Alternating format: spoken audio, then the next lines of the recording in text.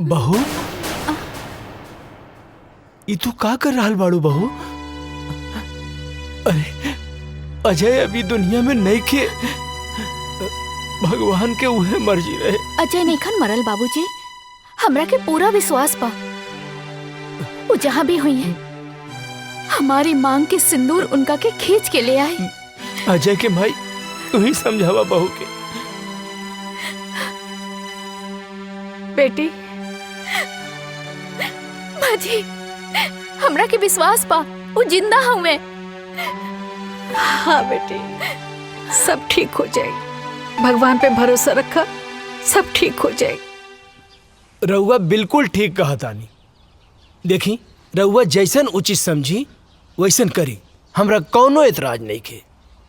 चला काजल। कहाँ? बिटिया अभी तहार उम्र ही का बा, ये पहाड़ जैसी जिंदगी कैसे कटबू तू? यही से हम फैसला कैले बानी कि हम तोहार दूसर बियाह करब। सुना बहू, बाबूजी के कहल तू मान ला। अभी तो बहुत जिंदगी पड़ल बा। आखिर बहू अकेले तू कब तक रहबू? कब तक? का बाबूजी बोझ लगता नहीं का बात कर रहा बारू बेटी? अरे बेटी तू हमार बात समझे के कोशिश करा। एक तो धन भाग हमार की तू हमरे घर में बहू बन के आयलू। हम कोनो आँख के काजल ना है कि आंसू के साथ बह जाई। अजय के नाम में हम अपन रूह, धड़कन सब कुछ कर देले बानी। हम अपन अंतिम सांस ले उनका इंतजार करब। हमार बात समझे की कोशिश करा।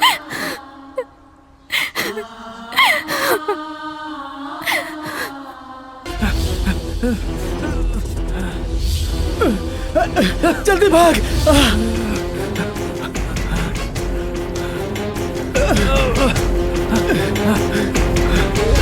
जल्दी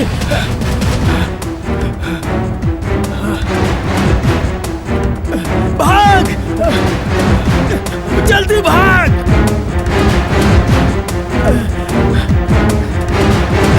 भाग जल्दी, अबे भाग।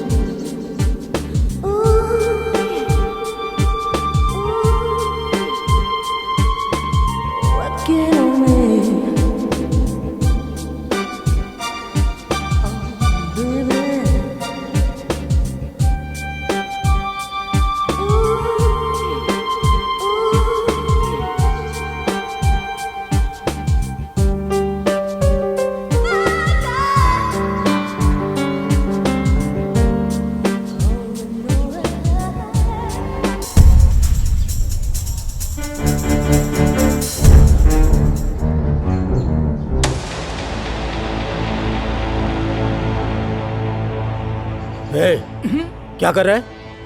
कुछ नहीं भाई। चल चल चल निकल।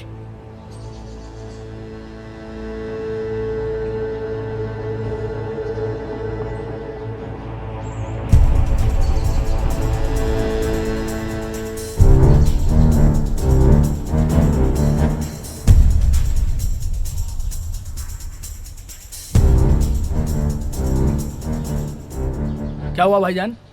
मुझे यहाँ पे क्यों बुलाया? तू वहाँ क्या कर रहा था? अरे भाईजान मस्त छमिया थे, नज़ारे ले रहा तेरा था। दिमाग खराब हो गया क्या? गलती हो गई भाईजान, दोबारा ऐसा नहीं होगा। कौन थी वो लड़की? तू जानता है क्या उसे? तुझे पता है ना हम लोग यहाँ किस मकसद से आए हैं? अगर तूने कुछ गड़बड़ की ना तो हम लोग जिंदगी भर यही जेल में सड़ते रहेंगे, समझ गया ना? क्या तुझे पता है?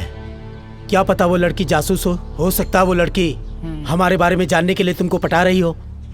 आइंदा ऐसी चीजों से दूर रहो। मैं बार बार नहीं टोकने वाला, समझे? जी भाईजान। आइंदा ध्यान देना। सिर्फ वो लड़की नहीं, और भी लोग हो सकते हैं जिनकी नजर हमारे ऊपर ही हो। हमें यहाँ बच बचा के रहना है और अपने काम को अंजाम देना है। किसी को भी भनक भी नहीं लगनी चाहिए कि हम कौन हैं और यहाँ पर क्या कर रहे हैं। जी भाईजान, जी भाईजान, समझे क्या? जी भाईजान। जाओ तुरंत होटल के कमरे में, तुम बाहर मत निकलना।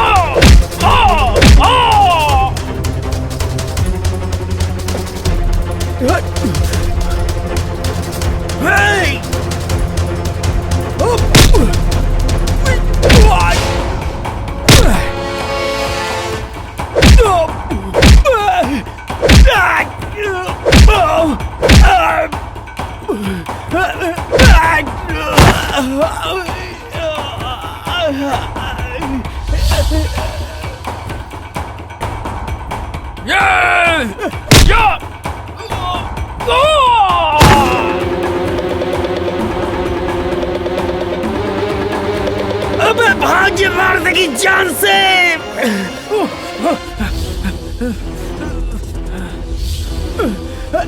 जल्दी भाग।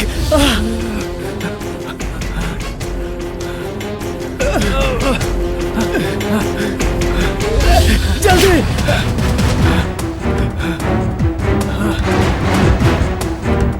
भाग, जल्दी भाग।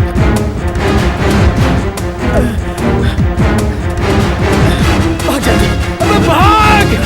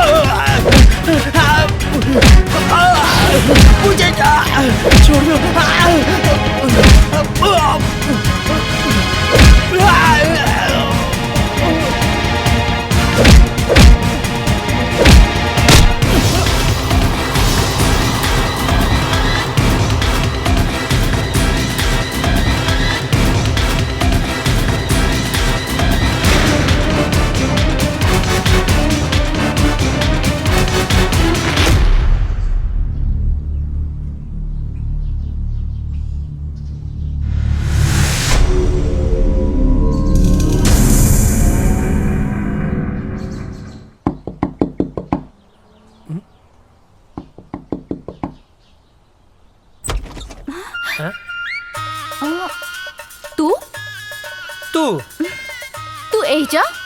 तू एजा? अरे लेकिन ये तो वर्मा चाचा के घर है ना? हाँ, उन्हीं के घर है, वो हमार बाबूजी हमें। अच्छा ठीक बा। हे पैर पीछे ले। काहे? पहली दफे घरे आई लोग, दहिना पैर आगे बढ़ावा ना। लेकिन अभी तक तो मिसेज अजय नहीं बनल। तब बन जाना, मना के कैले सा। हम तक कब से तैयार हैं। हमरा के इतना सस्ता में पटावल आसान नहीं खे। तो दहेज दे के ले आए, बाकी लायन जरूर। यही घर में गांठ बांध ला। अरे अजय बेटा के बाबूजी ये आपसे ना मिले आयल बाड़ी। अरे तो तू एजा का खड़ा बाड़ा? अंदर आवा बेटा। अरे काजल बेटी प्रणाम चाचा जी। खुश रहा खुश रहा। अरे भीतर आवा। ना ना ना, वो तो बाबूजी आपके घरे बोलोले रहले ना। अच्छा? तो बस टाइम पे आ जाई, उहे बतावे खातिर आयल रहनी। हाँ ठीक बा, आ जाए भब। चल तनी, प्रणाम। खुश रहा। अरे रुका बेटी। हाँ अरे बुड़बक्के बाड़े का? हाँ बाबूजी। का कहले? अरे ना बाबूजी। हाँ हाँ ठीक बा, जाओ काजल का घरे छोड़ के आवा जाओ। हाँ। चला। डरते तो हम अपने बाप से हैं। बाप ने परमिशन दे दिया तो क्या कहना। बैठा। चला। ये बच्चा मतीन कहाँ बैठल बाड़ू? जवान हो गई लू, जवान मतीन बैठा ना। ठीक से तो बैठल बानी। जवान हो गई लू, फीलिंग नहीं किया आवत का। ए तार ढेर ना होता का?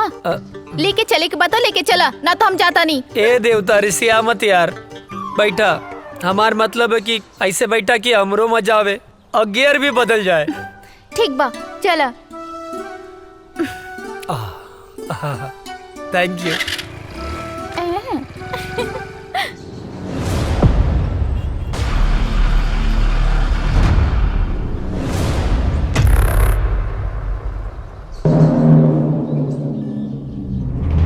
अस्सलाम वालेकुम। वालेकुम अस्सलाम। क्या खबर है? सारी तैयारियां हो चुकी हैं जनाब। इस बार हम लोग चूकेंगे नहीं, बस आपके हुक्म की देरी है। हमारे सारे जवान तैयार हैं हिंदुस्तान के सैनिकों का सर धड़ से अलग करने के लिए। आमीन। जी जनाब। कोई गलती नहीं होनी चाहिए। जैसा आपका हुक्म, बस आपके हुक्म का इंतजार है हमें। ध्यान देना, इस बार मिशन में कोई खलल नहीं होनी चाहिए। जी जनाब। ऐसा कहर मचाओ कि हिंदुस्तानियों का रोम रोम कांप उठे। जी जनाब। धमाका ऐसा हो कि हिंदुस्तानियों की आने वाली 7 पीढ़ियां थर्रा उठें। उनकी हदें उनको याद दिलाओ। जी जनाब। और जाओ मुनव्वर खान को भी ये इत्तला कर दो ताकि वो सारी तैयारियां शुरू कर सके। जाओ। जनाब, आपका हुक्म सर आंखों पे।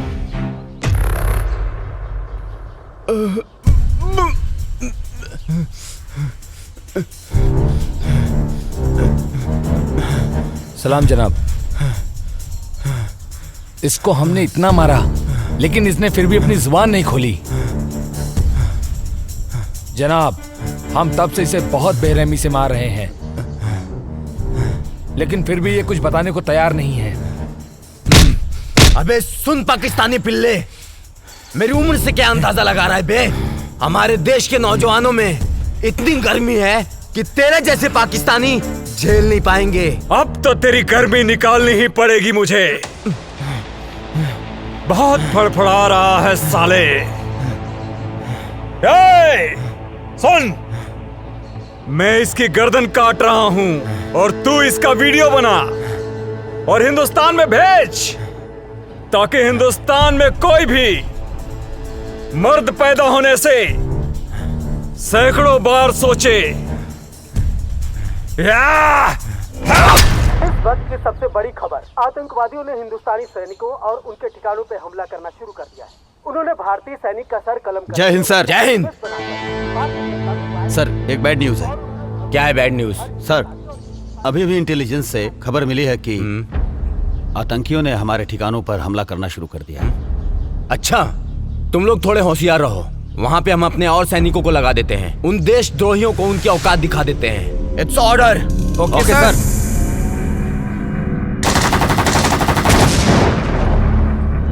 इस वक्त का सबसे ताजा खबर, आतंकवादियों ने हिंदुस्तानी सैनिकों और उनके ठिकानों पर हमला करना शुरू कर दिया है। उन्होंने एक भारतीय सैनिक का सर कलम करके उसका एमएमएस बनाकर भारतीय जनता में वायरल कर दिया है और उन्होंने धमकी दी है कि हर हिंदुस्तानी और हिंदुस्तानी सैनिक का यही हाल करेंगे जब तक उन्हें उनका पूरा हक नहीं मिल जाता। सेना प्रमुख ने आर्मी को पूरी तरह अलर्ट रहने का आदेश दिया है। इस हमले का जिम्मेदार आतंकी संगठन प्रमुख अजहर पठान माना जाता है। अजहर पठान आतंकियों का मुख्य कमांडर है। जी हाँ दोस्तों, ये वही अजहर पठान है जिसका आज तक किसी ने चेहरा नहीं देखा है। देश दुनिया की सारी ताकतों ने इसे पकड़ने का पूरा जोर लगा दिया है, लेकिन आज तक वो किसी के हाथ नहीं आया है। हाथ आने की बात तो दूर, किसी ने आज तक उसका चेहरा तक नहीं देखा है। सिर्फ लोगों में उसके नाम का खौफ है, अजहर पठान, अजहर पठान। अब देखते हैं हिंदुस्तानी सैनिक उनकी बुरी नजरों पर कैसे पानी फेरते हैं। आप बने रहिए हमारे साथ देश दुनिया की सारी खबरों के साथ।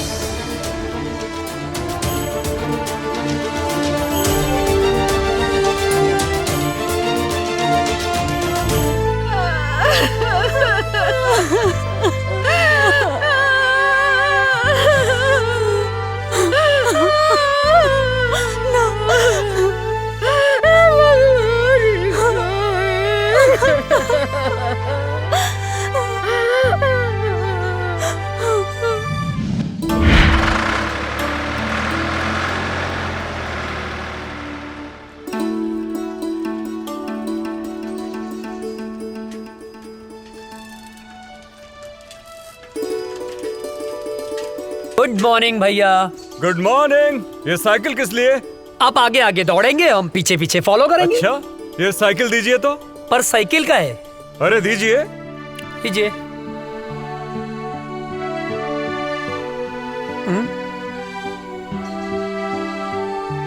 चश्मा दीजिए जरा। चश्मा पर काहे? अरे दीजिए। बुढ़ौती में जवानी सुझिला। कैसे लग रहे हैं हम? एक नंबर भैया। अरे अरे, बैठना नहीं है, फॉलो मी। ये भैया का ऑर्डर नहीं है, फौज का ऑर्डर है। भैया का ऑर्डर नहीं है, फौज का ऑर्डर है, बैठना नहीं है। अरे फौजी आप हैं, दौड़े हम का है। फॉलो मी, जल्दी करो वरना सजा डबल हो जाएगी। भैया गलत बात हो।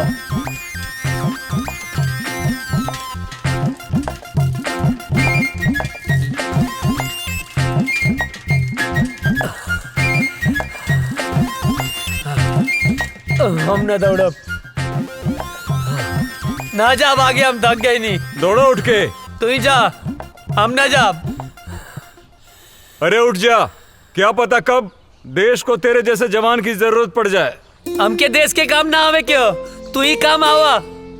अरे पगले, शरीर में फुर्ती रहेगी, ताकत रहेगी तो कभी भी किसी भी समय किसी को भी झाड़ सकता है। गांव में हमसे केहू ना भिड़ेला, जे भिड़ेला पटक के चाप देला। हाँ। अच्छा ठीक है, उठ जा भाई। आओ बैठो, बेवकूफ कहीं का। लो चश्मा अपना। दी। चल बैठ। हमार भैया।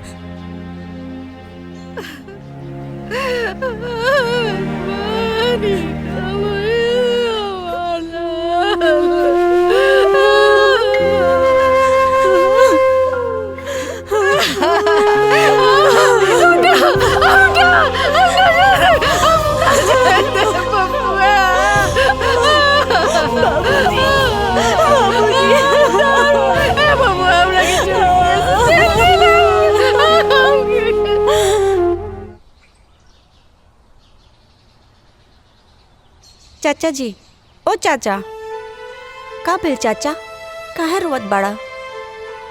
पापा की याद आवत बका? हमहू रोवत रहनी, लेकिन दादाजी मना कैलन। कहले हाँ कि पापा देश के दुश्मन से लड़े गए बने।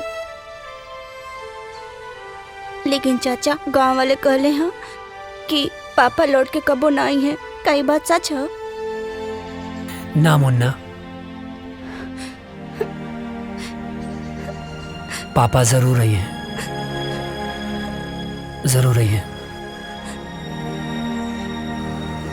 चल बेटा। हे भगवान, हमरा पीछे काय उठा लेला, हमरा पीछे का खेले रही।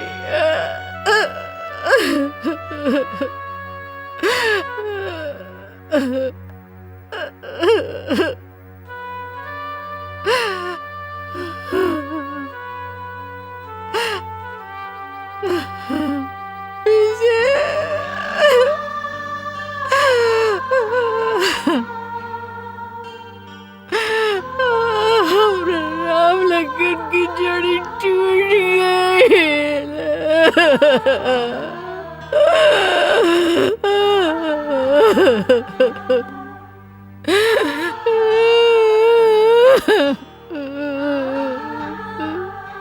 बेतरी नींद ना आवत रहे, तारा गोद में सो जाए। ये सब का हो गेल बबुआ, ये सब का हो गेल।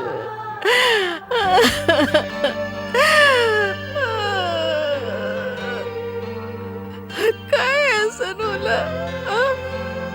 एक जमीन के टुकड़े खातिर भैया हमनी के छोड़ के ना गईले माई।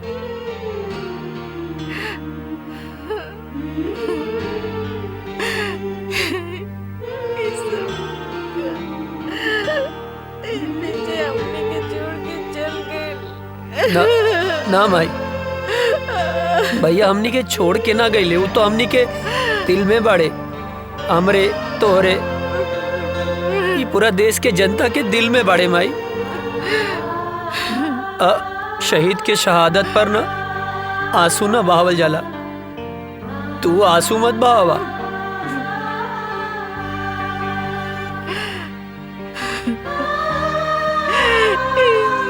सब काय होला?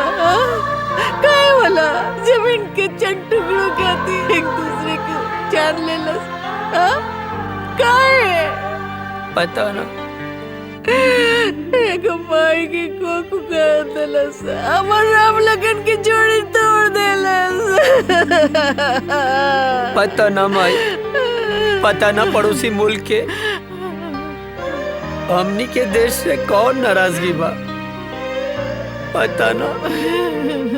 बबुआ तू हमरा के छोड़ के कहीं मत जाइए, हमरा के छोड़ के नहीं तो हम मर जाएंगे बबुआ। ना जाए माई, हमरा के छोड़ के ना जाए, मत जाइए। कहीं ना जाए, कहीं ना जाए भाई, कहीं ना जाए।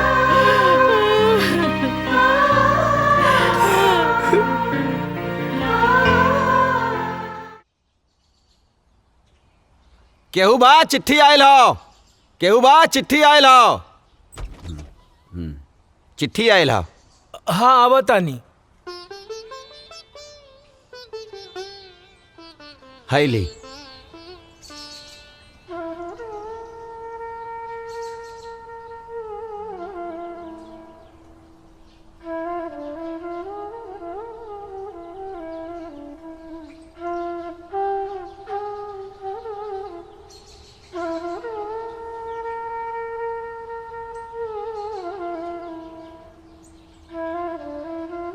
ना ना, चूल्हा भाड़ में गई सरकारी नौकरी। हाँ? एक बेटा तो शहीद हो गई, दूसरा बेटा के हम शहीद ना होके के देव। सरकार अपन नौकरी अपन पासे रखी, कह देता नहीं। हाँ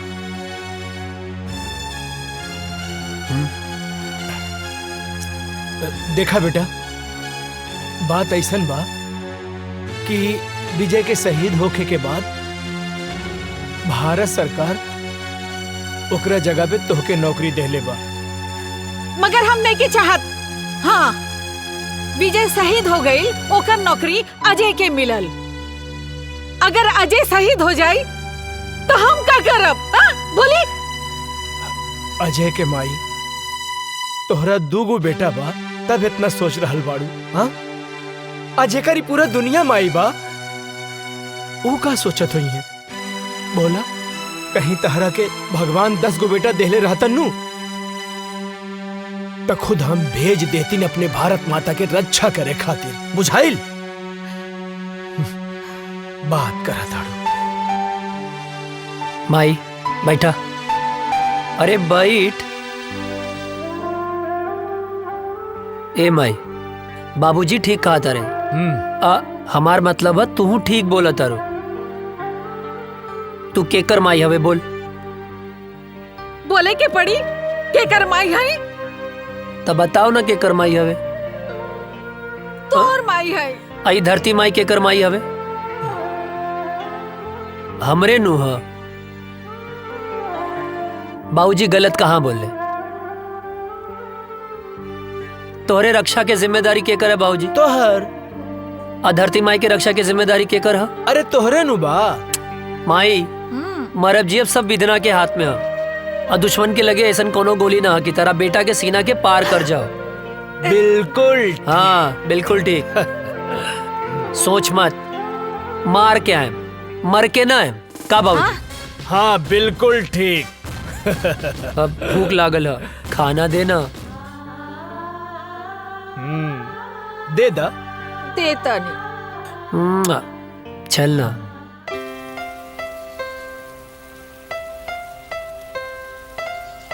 अजय, तोहार रेलवे में सिलेक्शन हो गई।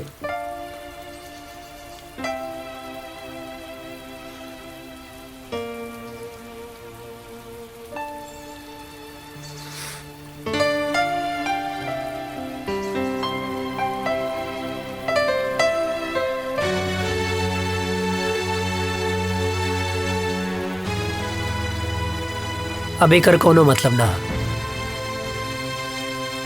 हम फौजी बनब। अरे ये तो बहुत अच्छा फैसला कैला। हाँ। लेकिन अजय, तू इतना उदास काहे हुआ?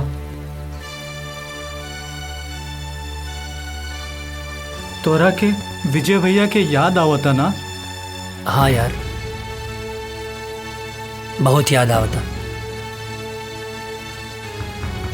अब ये उदासी के बोझा तू कब तक ढोईबा? देखा, जौन होके रहल तौन तो हो गए। शायद भगवान के यह मंजूर रहल। चाचा चाची, भौजी, भतीजा के समझावा, उनकर हिम्मत बना।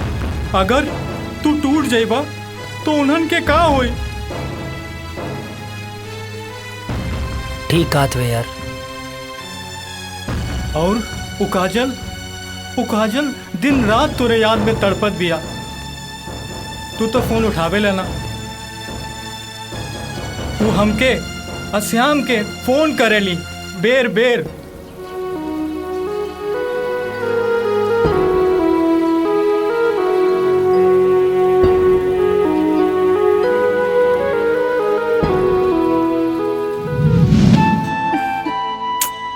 पता ना कहाँ रह गई ले। आवे दे बतावा तनी।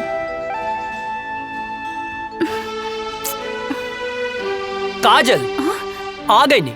आहा, बहुत बड़ एहसान कर दिया ला आके। मतलब ई कि हम पूरा 2 घंटा 20 मिनट से तहर इंतजार कर रहल बानी। बात तो सही कहा तारू। का बात तो सही कहा तारू? हाँ, लेफ्ट राइट करके तो हमार पैर दुखे लागल। पिराए लागल होई ना? हाँ, बहुत ज्यादा पिराता। और पता ना कहाँ कहाँ पिराता। कहाँ पिराता? यहाँ यहाँ और यहाँ। अरे यहाँ पिराता। एजा का देखा तेरा? यहाँ देखा। अब का बताएं? देख रहे हैं, बड़ी फुर्सत से खुदा ने तुम्हें बनाया है। हाय, इतना हसीन मिट्टी कहाँ से लाया है? लाया नहीं है, मंच चॉकलेट खाया है। हमें भी खिलाओ ना। लखाना।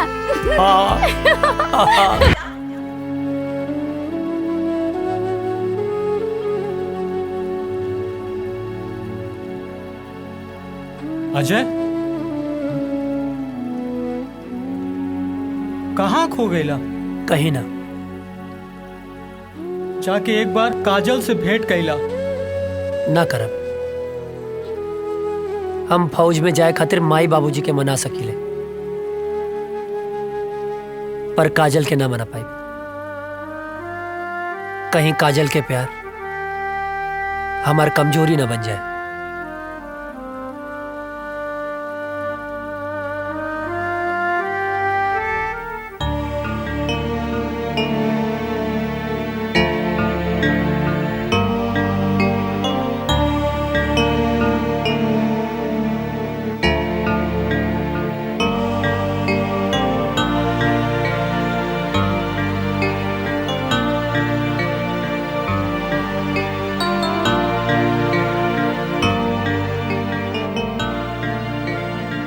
बबुआ,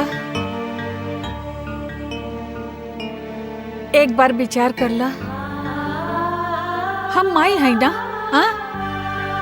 हम अपन मन के ना समझा पाता नहीं। विजय के सदमा तो हम बर्दाश्त कर लेनी, लेकिन तो के कुछ हो जाए तो हम ना बर्दाश्त कर सकब।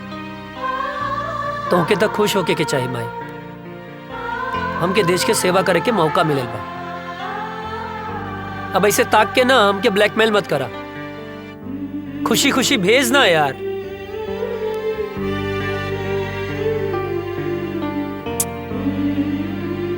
ठीक बा, तू जो भगवान तोहर रक्षा करी और हमारा आशीर्वाद हमेशा तोहर साथ रही। तोरा रक्षा करी, तोहर ढाल बन के खड़ा हो जाए। माई, माई, हमके कुछ ना हो। तो के कुछ हो जाए तो मर जाए। अरे हमके कुछ ना होई बाबा, यकीन करा। और जैसे तू माई बाड़ू वैसे धरती माई भी तो माई बाड़ी ना। हाँ, अब एकदम कुछ ना होई माई, हमके कुछ ना होई। चला चला, आवा हम बताई थे।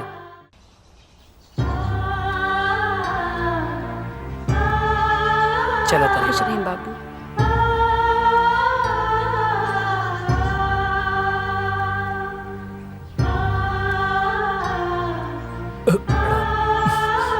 खुश रहा बेटवा और भारत माता के सेवा करा।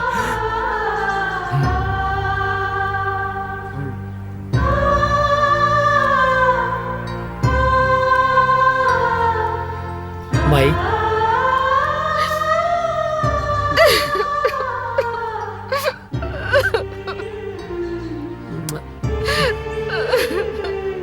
चला था। चला, जल्दी लेट होता। चला जल्दी आ जाए।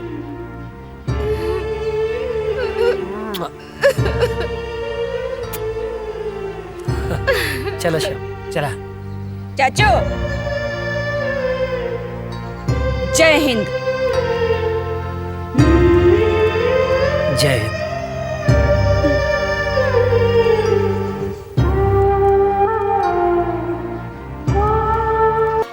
तुम्हारी ट्रेनिंग पूरी हो चुकी है। थैंक यू सर। और तुम्हारी पोस्टिंग भी वहीं की जा रही है जहां तुम्हारे भाई शहीद विजय वर्मा पोस्ट थे और आखिरी बार आतंकियों से लोहा लेते हुए शहीद हुए। अब तुम्हें देश की रक्षा के साथ साथ अपने भाई का भी बदला लेना है। Thank you sir, it's my pleasure sir. और मुझे पूरा यकीन है कि तुम भी पूरी जाबाजी और दिलेरी के साथ माँ भारती के दुश्मनों को उनकी औकात बताओगे सर। और हाँ, ड्यूटी ज्वाइन करने से पहले छुट्टी दी जाती है। जाओ अपनी फैमिली के साथ एंजॉय करो। Thank you sir, thank you so much सर। सर, जय हिंद। प्रणाम बाबूजी। खुश रहा का हाल बा बेटा? बाबूजी ट्रेनिंग पूरा हो गई। तो बहुत बढ़िया बात। और खुशी के बात ही बा कि कुछ दिन खातिर हम घरे आवता नहीं। अरे ये तो बहुत खुशी के बात बा। माई कहाँ बाड़ी? कहीं गई बाड़ी। बाबूजी बोला ना। ना रह दा, आके बताएं। ठीक। जी बाबूजी, प्रणाम। खुश रहा। अरे विजय के माई, विजय के माई, अरे जल्दी एक लोटा पानी लेके आवा, बहुत बड़ खुशखबरी बा। जल्दी आवा, जल्दी आवा।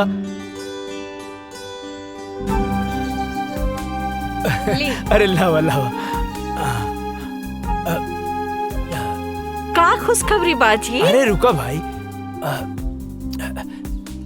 तनी मीठ चाय पीले रहनी है। इला खुशखबरी ई बा, तू ना एहने देखा ना।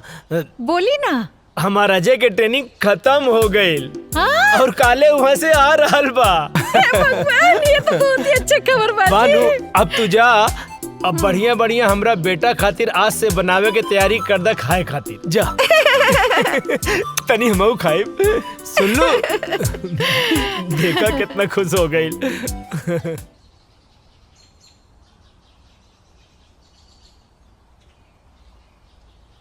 माई, माई। अरे हे भगवान।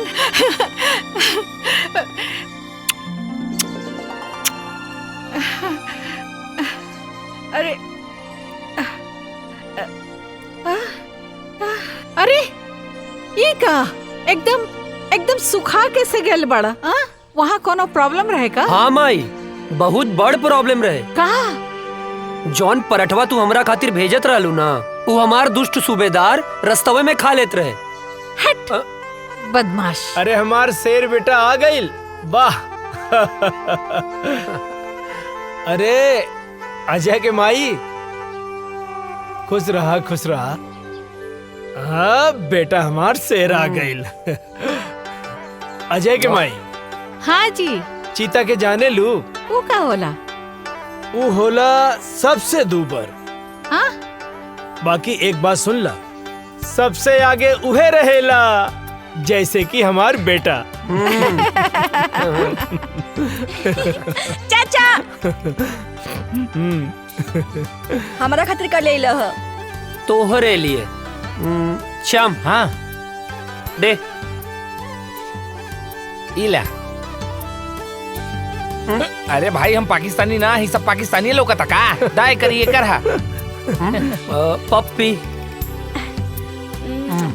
अभी ना इधर। यार भी। हाय शाबाश। इले। इतना सा ताहू तो इतना सा बाड़े, जब बड़ हो जाइबे ऐसन वर्दी पा जाई ता तोहरो के बड़गन मिल जाई। का बाबूजी? एकदम बिल्कुल ठीक। जा खेला। जब बना गाँव के शेर तू। और बाबूजी आप ठीक बानी ना? हाँ। अरे यार, राजा दशरथ और कौशल्या माता और राम की मिलाप हो गई है, तब तो चल के कुछ काम काज कर लिहल जाओ भाई साहब। ई का बगत रहे छोटन? हाँ चाचा कुछ काम है ना, जो यार अजय का अरे काम? आप काहे मारत अरे रहा? चाची कुछ जरूरी। पर आज कौन काम है? हाँ मैं इधर आता नहीं, हमारा कैसा मालूम बा कि तू इधर आता रहा, तोरा कैसा मालूम बा? हाँ का मत ढेर बोला मत। हाँ, हम कहते नहीं, गलत चला है, चला गलत है। चला। रुक जा। अरे भाई चला। ड्रेस अरे चेंज- ड्रेस चेंज तो कर अरे लेने दे। आवा ना। अरे चाचा जी अरे रे रे जब पता ना कौन काम रहे रे? कौन काम?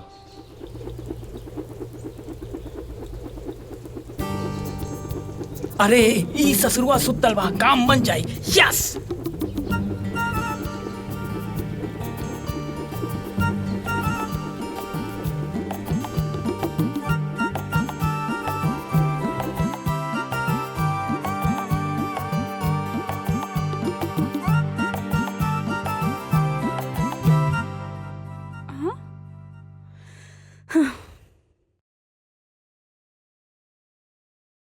हे भगवान, कितना अच्छा सा झाड़ू लगावत हनी, फिर भी पता नहीं कहाँ से कागज आ जाता। हवा भी तो ना चलता।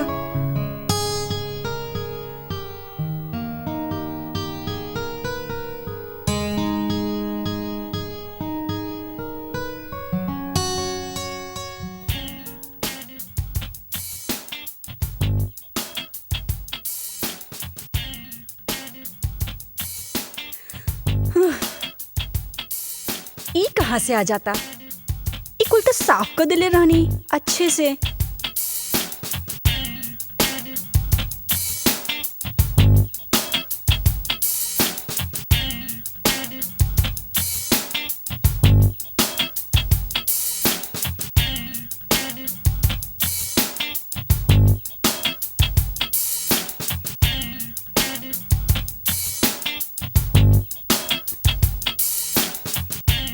अरे रे रे रे रे रे, हम बानी हम। तू काहे हमारे घर में चोर खाने घुस गइल बाड़ा? चोरी से? अरे हम तो सीना जोरी से आयल बानी हो, तो हाल बाबूजी से हाथ मांगे आयल बानी। अच्छा त ई कूड़ा काहे फैलावत अड़ा? तू समझल करा। धत, तू बड़ा ऊ बड़ा। लागत हमार जादू तोरा पे चल गइल बा हो। जब ऐसे पीछे पड़बर राजा, तब जादू चलिए जाई। हमके यही दिन के बहुत दिन से इंतजार रहल। अरे कविता, कहाँ मारू? अरे जल्दी से एक गिलास पानी तो लेके आवा बेटा। हाँ बोल ना। अरे अच्छा यार छूट जाते हैं। कहाँ? हाँ ठीक बा, हम गमला में छूट जाए। हाँ। अरे कविता, कहाँ बाड़ू? अरे हम काहे छुपे? अरे हम तो तोहर बाबूजी से तोहर हाथ ना मांगे आइल बानी। धीरे धीरे बाबूजी जाग गई बड़े। अच्छा एक तरह हाथ मंगवा ना तब बाबूजी हम दोनों जाने के काटती हैं। अरे बिटिया का करे तारू, जल्दी ले आओ पानी। तू चिंता ना करा, हम तोहर बाबूजी के समझा ना ले। हाँ अच्छा बाबूजी के समझा ले बा। अरे बात के समझो। एगो आदमी ना घर में घुस आइल रहे और बाबूजी ओकरा के ना मार मार के आज वो टूटल टांग लेके बाजारे में भीख मांगता। का बात करा तू? हाँ। टूटल टांग? अरे हम भीख ना मांगा। सुना हमके कहीं छुपा देना। कहीं छुपा दे। हे भगवान बचा लिया हमको, कुछ नहीं करा हम। हे भगवान। अरे बेटा कविता कहाँ रह गईलू? इली बाबूजी आगे नहीं। का बिटिया काहे इतना देर लगा देलू पानी लावे में? अरे बाबूजी गिलास धोवत रहनी है। अरे बाप रे, इतना सुंदर लड़की के ऐसा राक्षस ऐसा बाप। हे भगवान बचा लिया। अरे हम 100 किलो के लड्डू चढ़ा दे, प्लीज हमके बचा लिया। हमारे हाथ पे टूटे वाला बा। हम भगवान हम कबो पीछा नहीं करब। भगवान बचा लाना। हम जिंदा हमके बचा ला भगवान बचा ला।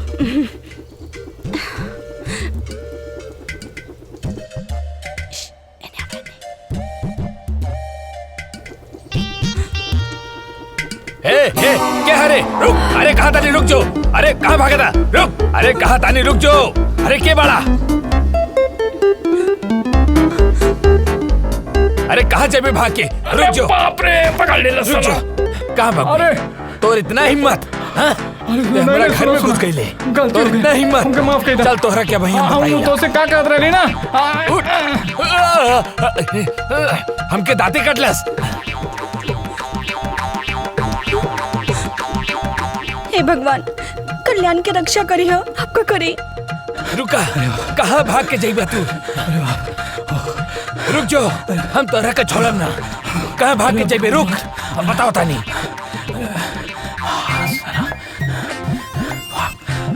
भाग जल्दी भाग।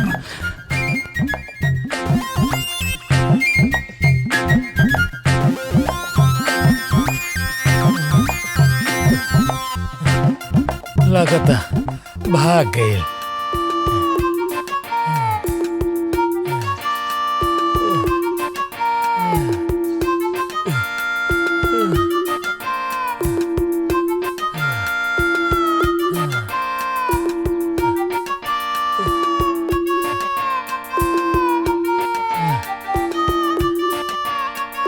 लगता भाग गए।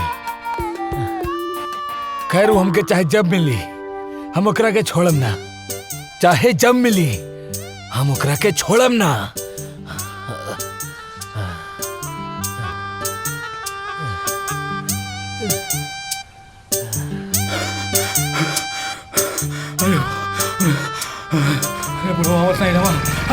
अरे रुक बे। कहाँ थे बे तुम? तुम्हारे चक्कर में हम सारा गांव घूम लिए बे। अरे राम कहानी बाद में बताए, पहले घर चलो। पहले बताओ कहाँ थे बे, नहीं तो चढ़ा देंगे। अरे यार चला ना यार।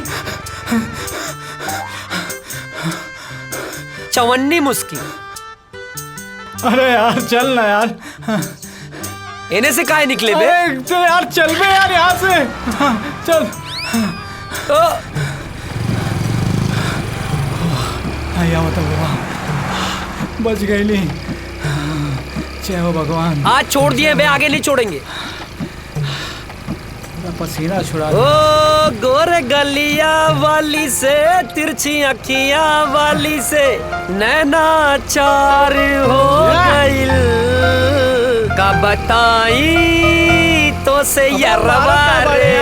मार खाने से बच गए बेटा आज तुम, वरना लात जूता मुंह का हाथ सब पड़ जाता। गोरी गलिया वाली से, तिरछी अखियां वाली से नैना चार हो गइल। का बताई है का भाई? पर भइल का रह रे? का करत रहली हम? अरे वो सब हम बाद में बताई। सरऊ मुहूर्त देख के बताइबा। हाँ अरे बट ये सब तोहर बतिया अच्छा नहीं लगेला। पलिया से बचाएंगे वक्त।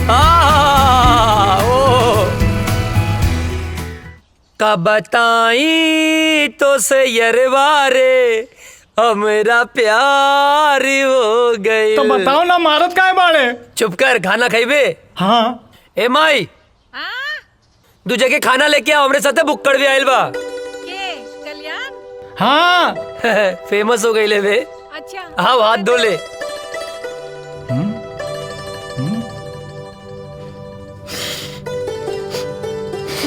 ए हाँ, जाके हाथ धो। अरे हमार हाथ तो साफ बा।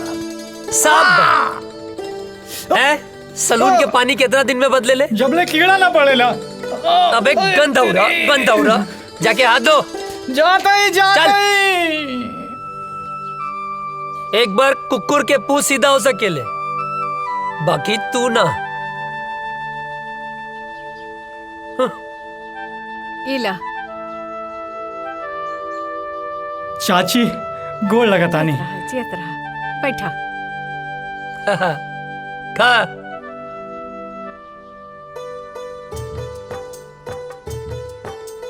ए चाची, हम तो ठीक बानी, बाकी हमार बड़की भौजी कहाँ बानी? माई के गेलवाड़ी। हाँ, यही से तो खाना हमके पकावे के पड़ता। तनी अजय के समझावा, हाँ, जल्दी से ब्याह कर ले। हमरो के हाथ पटावे वाली चाहिए ना। वो नैहर गईली, छुटकी बहू आ जाई तो हमार साथे हाथ पटाई ना। हाँ, और नहीं तो का। और वैसे भी बुढ़ापा में काम कहाँ पावेला। ढेर ना होता। नहीं। बहाव के रोक, गति के धीमा कर। हाँ। ओकरा के काहे धमकावा ताड़े? हाँ, हम सब बुझी ले। अरे हमार माई, यार ड्यूटी और ब्यूटी, नौकरी मिलते ही ब्याह कर ले। नौकरी मिलते ब्याह कर ले। हर चीज के एगो टाइम होला। अरे तो हम कवन बुढ़ाता नहीं। हाँ, कहाँ बुढ़ाता मैं? ऐ, चुप कर। माँ, आज ये तोर बाबूजी से हम बात करत नहीं, तोर ब्याह खत्म। माई, चुप। खाना खो, हम पानी लेके आवता नहीं। सब तोरे वजह से भइल बा। अरे बढ़िया तो बा। अरे फौजी बनने से पहले फौजी मिल जाए। अरे सराउ, जिंदगी गर्द मत करा। अरे तब प्यार से बोलना। बहाव के रोक, गति के धीमा कर।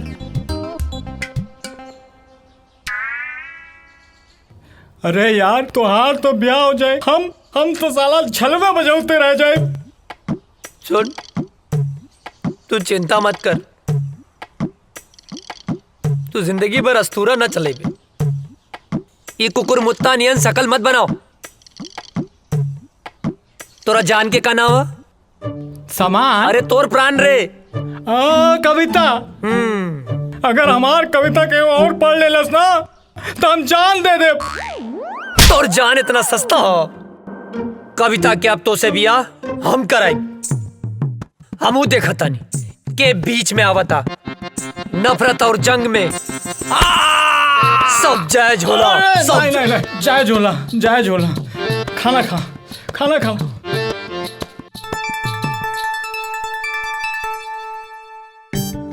तू चिंता मत करिए। हाँ, नहीं करम, हम एकदम चिंता नहीं करम। माई, अरे पानी देना यार। सुना बिटिया, हाँ बाबूजी। हम जाता नहीं कुछ काम से। हाँ, थोड़ा ध्यान रखिए। हाँ ठीक बा बाबूजी।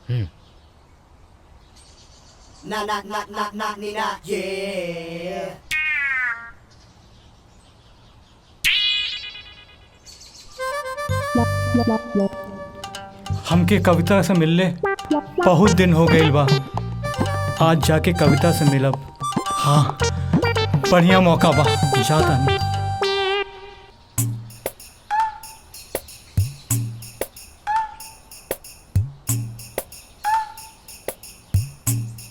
तू इतना दिन बाद? कविता, ये बात सही बा। हम तोहार बाबूजी से डराइला, लेकिन इहो बात सच बा कि हम तोहरे बिना जी ना सकेंगे। आज हम एगो फैसला कर ले बानी कि हम जियब चाहे मरब, लेकिन ब्याह तोहरे संगे करब। कल्याण, तू हमरा से इतना प्यार करेला? हाँ, अपने जान से भी ज्यादा।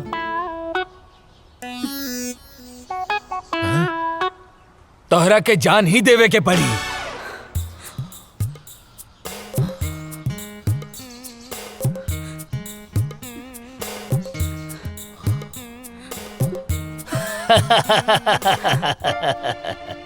प्यार भी करेला और डर भी लगेला। हाँ? हम दरअसल देखे के चाहत रानी कि तू हमरा बिटिया के सच्चा प्यार करेला कि नहीं। काहे से कि जे सच्चा प्यार करेला ना, ओकरा में हिम्मत अपने आप आ जाला। और आज हम बहुत खुश बानी कि तू सच्चा प्यार करेला और हिम्मत दिखौला। अब हम निश्चित हो गए बानी कि तू हमार बिटिया के ध्यान रखबा, ओकरा प्यार करबा। अरे अरे जुग जुग जिया बाबूजी। तेरी अखा का यो काजल कर देता है मैनू घायल।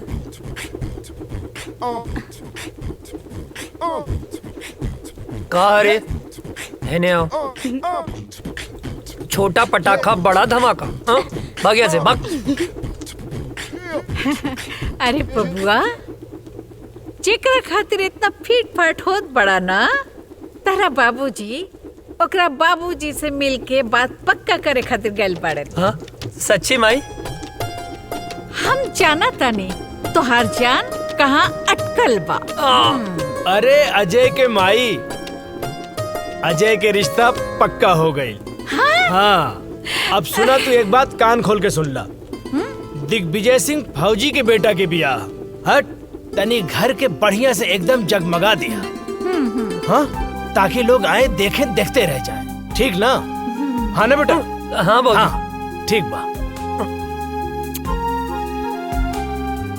थैंक यू माई।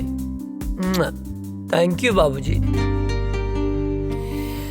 तेरी अखा का यो काजल कर देता है मैनू पागल। नर नर नर नर नर।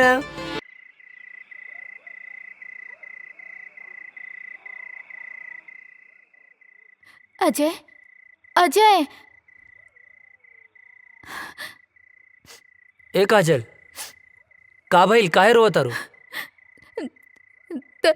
तारा के लेवे खातिर कुछ जवान लोग आइल बाड़े। वो काहे बदे? वो लोग कहत रे कि ऊपर से ऑर्डर बा, तारा के जाए के पड़ी। ए पगली, एहर देखा। अरे तय में इतना रोवे के कौन बात बा? ऑर्डरे नु आइल ह। हम फौजी हैं। जब जब ऑर्डर आई हमके देश के रक्षा खातिर जाए के पड़ी। आई तो हमार फर्ज है। तो हम का है? का हमरा खातिर तार कोनो फर्ज नहीं खे? देखा काजल, देश से अपन तुलना मत करा। एक जवान के लिए पहला फर्ज होकर यह रहेला कि वो पहले अपने देश की रक्षा करे। तू हमार प्राण हो, तुम्हार हर सांस हमरे सांस में बसेला। एहर देखा, हमार ताकत बना, कमजोरी मत बना। बनबू ना? हंसा, जाके हमार वर्दी ले आवा।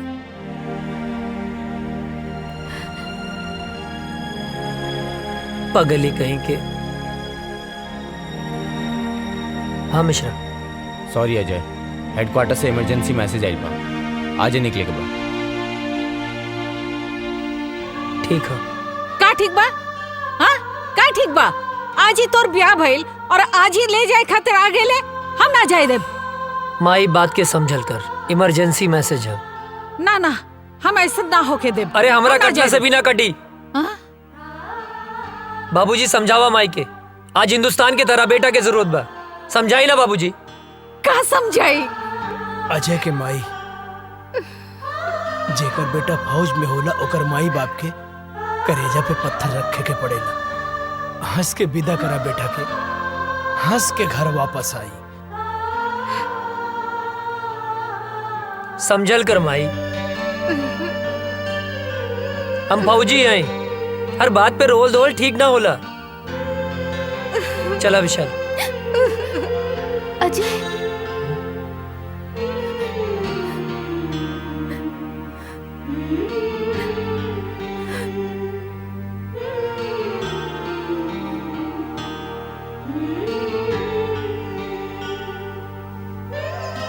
जल्दी आए।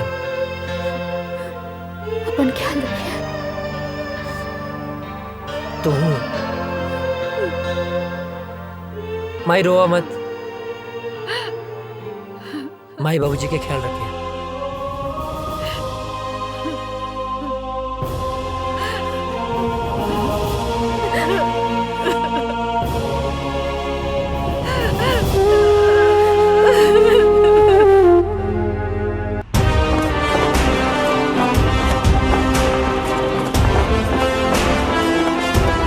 गांव का सफर कैसा रहा अजय? बहुत अच्छा सर। माँ और बाबूजी सब ठीक हैं? एकदम बढ़िया सर। चलो ठीक है, साइन करो और आज से ड्यूटी ज्वाइन सर।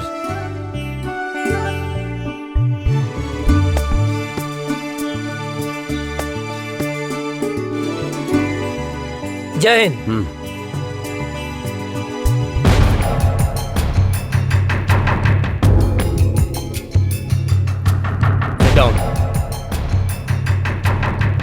सर, अचानक इमरजेंसी मीटिंग बुलाने का मकसद? अभी अभी गुप्त सूत्रों से पता चला है कि ये पाकिस्तानी आतंकवादी हमारे देश के खिलाफ साजिश कर रहे हैं। सर, वो घुस चुके हैं तो पकड़े भी जाएंगे सर। और वो एक बड़े प्लान के साथ गुजरात, राजस्थान और कश्मीर के भीड़ भाड़ वाले इलाके में बमबारी करने वाले हैं। बहुत जल्द वो लोग उस प्लान को अंजाम देने वाले हैं। वो किसी भी हद तक जा सकते हैं। जी और आश्चर्य की बात यह है कि हमारे देश के ही कुछ लोग उनकी हेल्प कर रहे हैं। हमें चौकन्ना रहना होगा। वो हमारे देश के किसी भी कोने में हमला कर सकते हैं, तो हमें उन्हें किसी भी प्रकार से रोकना होगा। अजय सर, तुम पूरी तरह से अभी अलर्ट हो जाओ। सर। राम सिंह, तुम ऐसा करो, सीमा से सटे जंगल के इलाके में बटालियन के लिए सारी व्यवस्था उपलब्ध कराओ। जय हिंद सर।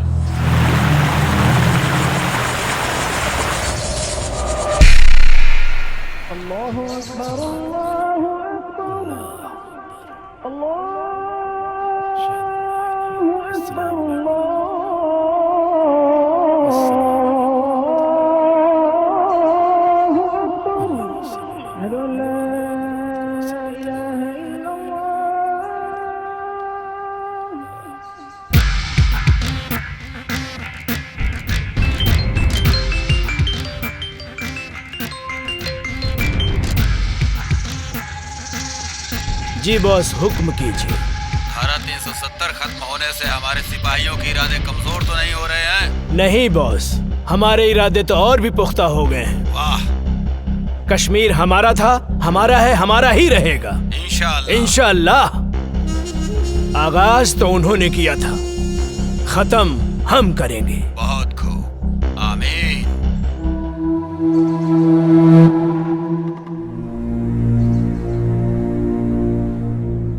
अस्सलाम वालेकुम वालेकुम अस्सलाम।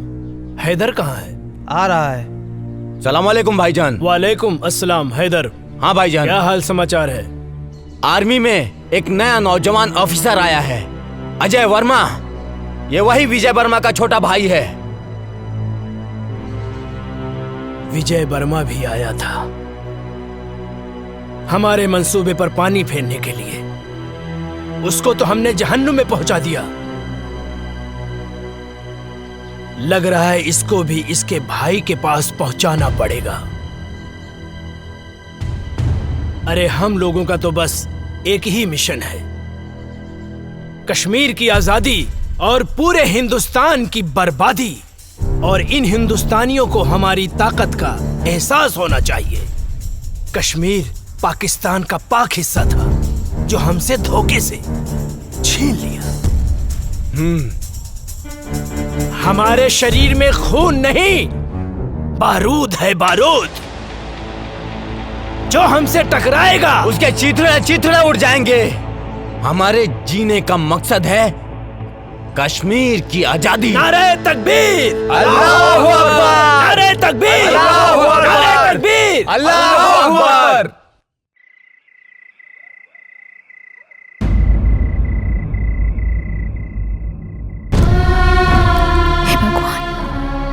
हमार सुहाग जहाँ भी होके सही सलामत होके।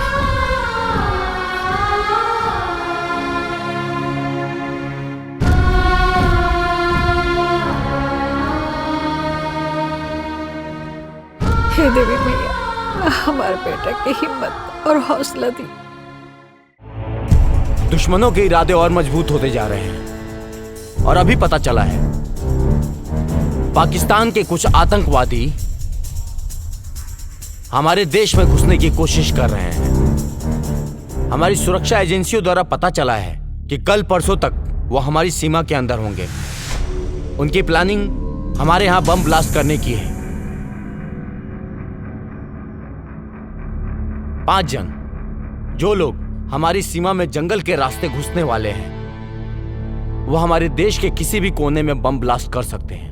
उनके इरादे और उनकी हिम्मत तो देखो। अभी भी इतना कुछ होने के बावजूद पाकिस्तानी आतंकवादी यहां आके हमारे देश में आतंक मचाना चाहते हैं, और वो भी एक बड़े प्लान के साथ।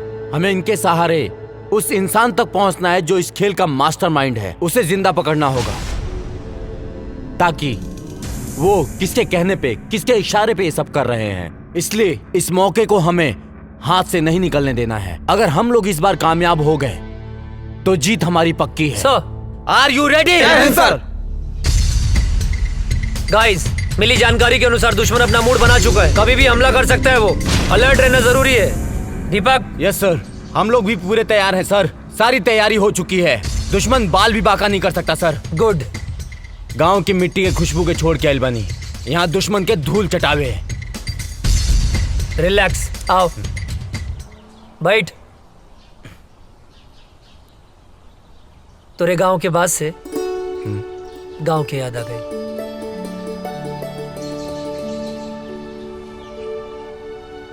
भाभी के फोटो का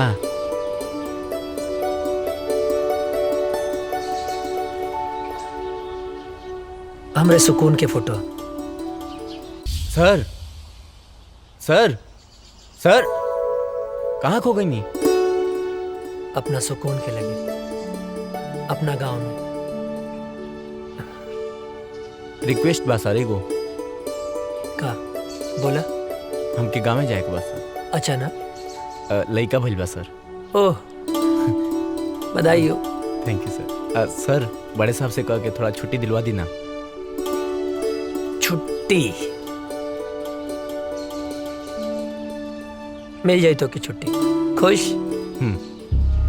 मुनव्वर, अब बॉर्डर क्रॉस करने का वक्त आ गया है।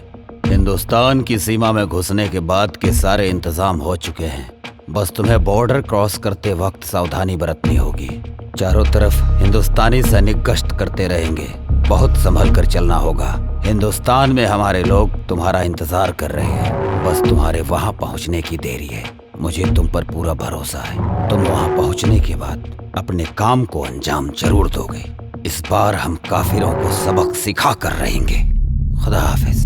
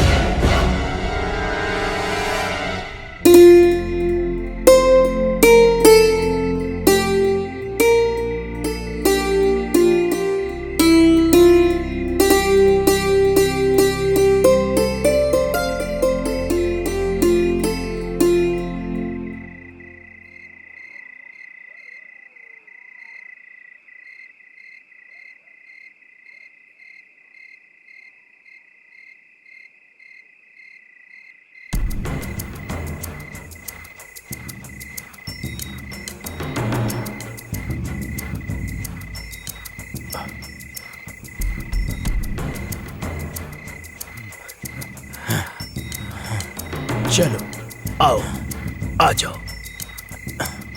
यहाँ से 5 किलोमीटर दूर हमारे लिए गाड़ी खड़ी है। यहाँ से वहां तक जाना है और कुछ दिन हिंदुस्तान में रुकना है। हम अपने मिशन को कामयाब बनाएंगे, समझे? आओ जी।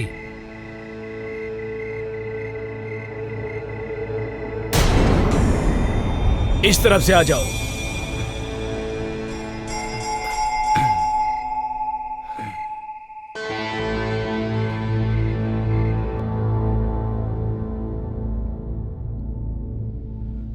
रुक जाओ। अब यहाँ से ना 500 मीटर दूर हिंदुस्तान की सीमा शुरू हो रही है। हमारी सीमा यहीं खत्म होती है और वहां पे हमारे लोग हैं। वहां जाने के बाद हम अपने लोगों के साथ मिल जाएंगे। आप लोगों को संभल कर चलना है, धीरे से, ठीक है? चलो, एकदम सबको चौकन्ना रहना है क्योंकि यहाँ पर सैनिक गश्त हमेशा करते हैं। जी जनाब। सबकी नजरों से बचते बचते हमें आराम से धीरे धीरे चलना है, ठीक है? अब चलो।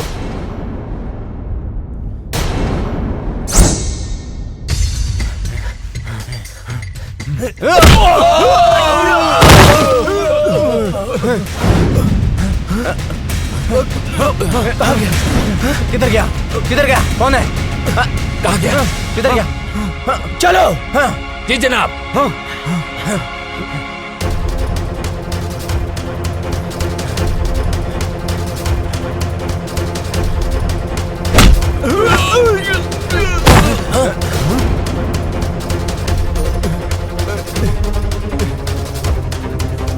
चलो चलो चलो चलो, हम अपनी सीमा में चलते हैं। आओ आओ जल्दी।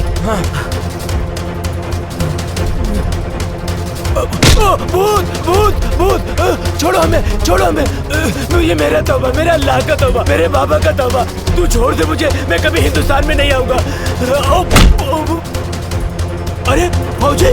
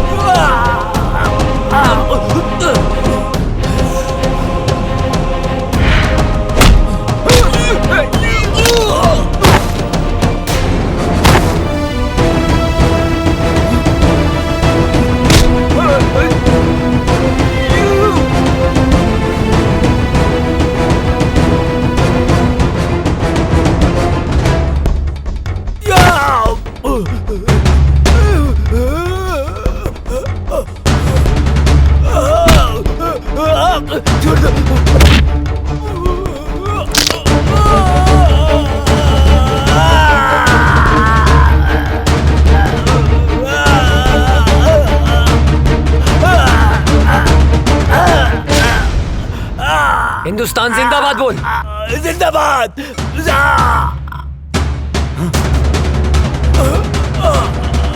ना तुम लोगों का ईमान है, ना तुम लोगों का धर्म।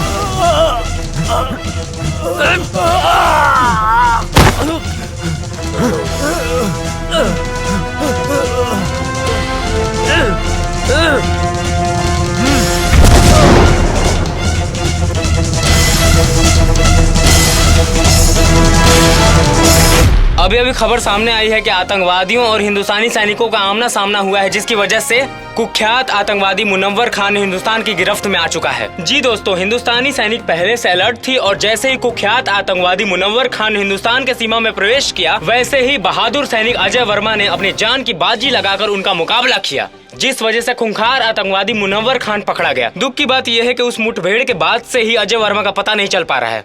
खूंखार आतंकवादी मुनव्वर खान से पूछताछ जारी है और अभी भी लापता अजय वर्मा को ढूंढने का प्रयास किया जा रहा है।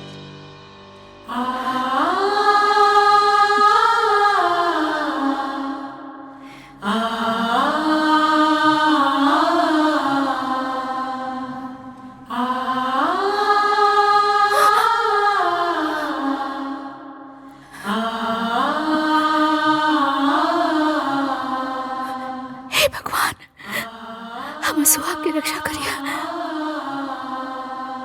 एक दिल दहला देने वाली खबर सामने आई है, अजय वर्मा शहीद हो चुके। जी हाँ, सेना प्रमुख के द्वारा बयान जारी किया गया है कि मुनव्वर खान के साथ मुठभेड़ में ब्लास्ट हुआ था, जिसके बाद से ही अजय वर्मा का कोई पता नहीं चल पा रहा है। ब्लास्ट की जगह से कुछ सामान बरामद हुए हैं, जो सामान अजय वर्मा का बताया जा रहा है। इसी से अनुमान लगाया जा रहा है कि अजय वर्मा शहीद हो चुके हैं। इससे पहले आतंकवादियों के द्वारा मुठभेड़ में अजय वर्मा के बड़े भाई भी शहीद हो चुके थे। अजय वर्मा को ढूंढने की बहुत कोशिश की गई, लेकिन कुछ पता नहीं चल पा रहा है। ब्लास्ट वाली जगह से अजय वर्मा के कुछ सामान मिले हैं, जिससे ये अनुमान लगाया जा रहा है कि अजय वर्मा शहीद हो चुके हैं। आप लोगों को एक जानकारी और दे दूं, कुछ ही दिन पहले आतंकवादियों के द्वारा हुए हमले में अजय वर्मा के बड़े भाई शहीद हो चुके थे। अब अजय वर्मा की इस खबर से पूरा देश शोक में डूबा हुआ है। सोचिए, अजय वर्मा के माँ बाप के दिल पे क्या बीत रहा होगा, जिनके दोनों जवान बेटे देश की रक्षा करते करते शहीद हो चुके हैं। अभी कुछ ही दिन पहले अजय वर्मा की शादी हुई थी। उनकी नई नवेली दुल्हन, जिसके हाथ से मेहंदी के रंग भी नहीं छूटे थे, बेचारी विधवा हो गई। जरा सोचिए, उस शहीद के विधवा के दिल पर क्या बीत रहा होगा। शोक प्रकट करते हुए सेना प्रमुख ने वीर शहीद अजय वर्मा को श्रद्धांजलि दी और उन्होंने बताया कि अजय वर्मा के इस शहादत को पूरा देश नमन करता है। और सेना प्रमुख ने यह भी बताया है कि मुनव्वर खान के पकड़े जाने पर आतंकवादियों के सारे मंसूबों पर पानी फिर गया है। अभी मुनव्वर खान से पूछताछ जारी है। पूछताछ में बहुत ही अहम सुराग मिलने की आशंका है। आप लोग बने रहिए हमारे साथ देश दुनिया की नई खबरों के लिए। तब तक के लिए जय हिंद। आतंकवादियों ने भारत पर फिर हमला किया, जो काफी तादाद में थे। आतंकवादियों ने फिर से हमला किया, कई जवान शहीद हो गए, लेकिन आर्मियों ने आतंकी सरदार मनोहर खान को अपने गिरफ्त में ले लिया है। लेकिन दुख की खबर ये है कि अभी तक अजय वर्मा की कोई खबर नहीं मिली। बम के धमाके को देखते हुए ये अंदाजा लगाया जा रहा है कि देश के लिए लड़ते लड़ते वो शहीद हो गए। दिग्विजय भैया के बड़ लड़का पहले ही शहीद हो गए रहल। अजय ही रहल परिवार के आधार, वो शहीद हो गई। अब उनके परिवार पे का बीती। दिग्विजय भैया के दिल पे पहाड़ टूट गई। मिल गई शांति, मिल गई शांति ना। हम पहले मना करत रहनी कि हमरा बेटवा के ना भेजी, मगर हमार केहू बात मानी तब ना।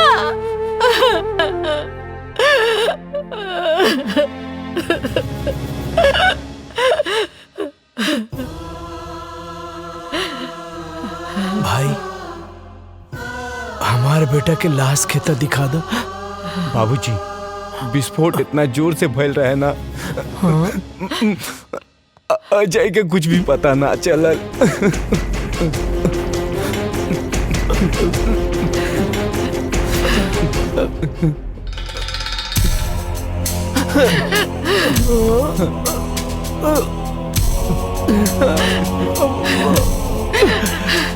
मिल गई शांति, मिल गई ना।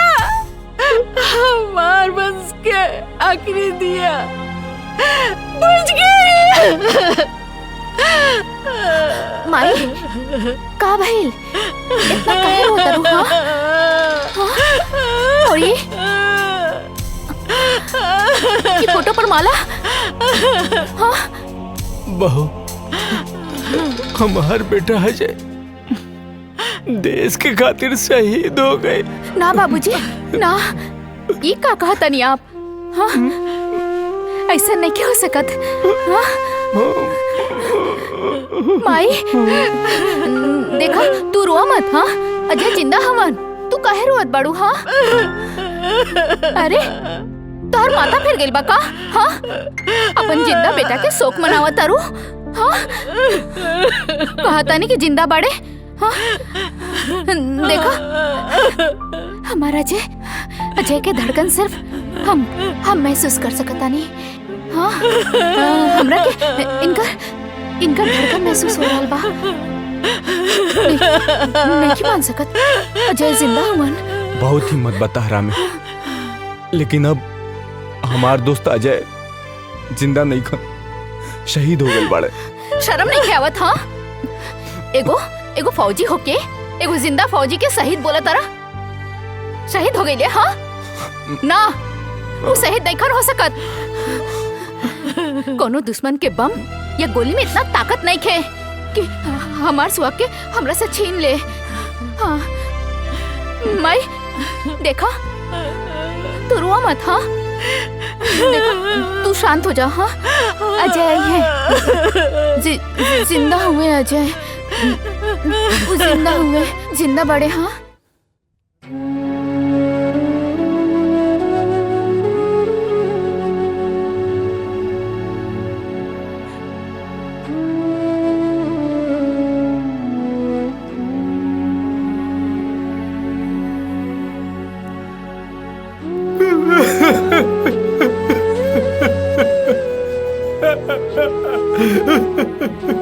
अजय भैया, अजय भैया आतंकवादी हमला में शहीद हो गए। कल्याण मत रो, काहे कि ये भगवान की मंजूर रहे। भगवान इतना निर्दयी कैसे हो सकेले? चाची चाची रो रो के पागल हो रहे माली। और काजल मौजी के तो पता ही नहीं भाई कि उनके सुहाग गुजर गई। भगवान इतना निर्दयी कैसे हो सकेले? कैसे हो सकेले? अरे श्याम क्या करता ना?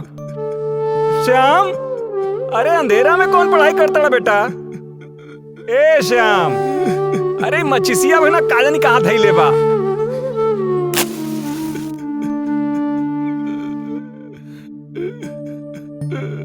अरे इधर रोता श्याम, का भइल बेटा? काहे रोता बेटा? का भइल? का भइल का? वो अजय बोलत रहे कि आतंकवादी हम तोहरा के ना छोड़ब, तो ओकरा के ना छोड़े के चाहत रहे ना, तो हमके काहे जोड़ के चल गइल? हम तो ओकर यार रहनी ना, गद्दार थोड़ो है जो हमके छोड़ के चल गए। बेटा तू ठीक कह रहा बाड़ा बेटा। बेटा मत रो बेटा, हम तुम्हारे साथ बानी बेटा, हम तुम्हारे साथ बानी बेटा, मत रो बेटा, चुप रह बेटा, शांत हो जा।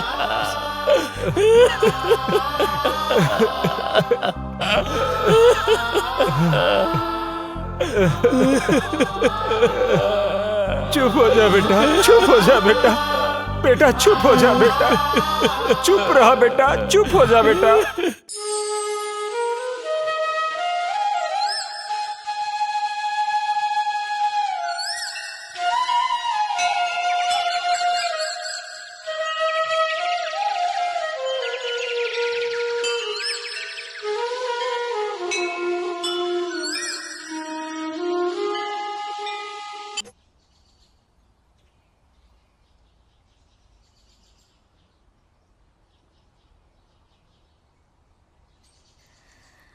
बहू,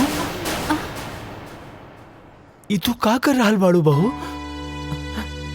अरे अजय अभी दुनिया में नहीं खे, भगवान के उहे मर्जी रहे। अजय नहीं मरल बाबूजी, हमरा के पूरा विश्वास बा वो जहाँ भी हुई है हमारी मांग के सिंदूर उनका के खींच के ले आए। अजय के भाई तू ही समझावा बहू के। बेटी माजी, हमरा के विश्वास पा वो जिंदा हुए। हाँ बेटी, सब ठीक हो जाएगी, भगवान पे भरोसा रखा, सब ठीक हो जाएगी। रउआ बिल्कुल ठीक कहा तानी। देखी रउआ जैसन उचित समझी वैसन करी, हमरा कौनो एतराज नहीं के। चला काजल। कहाँ? बिटिया अभी तहार उम्र ही का बा, ये पहाड़ जैसी जिंदगी कैसे कटबू तू? यही से हम फैसला कैले बानी कि हम तोहार दूसर बियाह करब। सुना बहू, बाबूजी के कहल तू मान ला, अभी तो बहुत जिंदगी पड़ल बा। आखिर बहू अकेले तू कब तक रहबू? कब तक? का बाबूजी बोझ लगता नहीं का बात कर रहा बारू बेटी? अरे बेटी तू हमार बात समझे के कोशिश करा। एक तो धन भाग हमार की तू हमरे घर में बहू बन के आयलू। हम कोनो आँख के काजल ना है कि आंसू के साथ बह जाई। अजय के नाम में हम अपन रूह, धड़कन सब कुछ कर देले बानी। हम अपन अंतिम सांस ले उनका इंतजार करब। हमार बात समझे की कोशिश करा।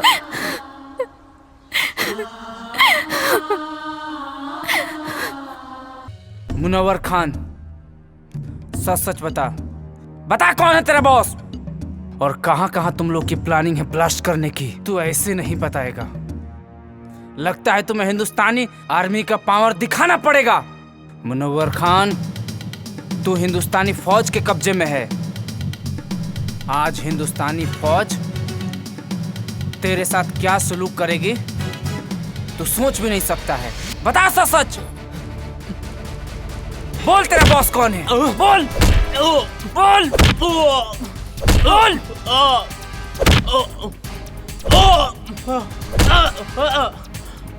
बोल कौन है बॉस तेरा?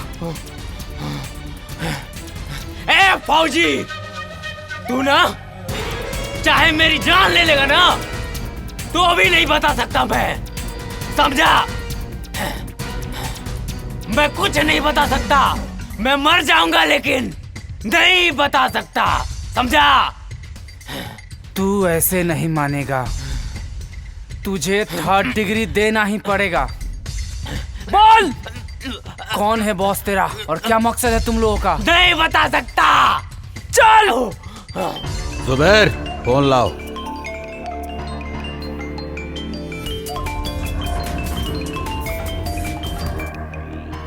अजहर। जी जनाब। उन्होंने मुनव्वर खान को गिरफ्तार करके हमारे लोगों में और उबाल भर दिया है। जी जनाब। अब हम उन्हें उनकी औकात दिखा कर रहेंगे।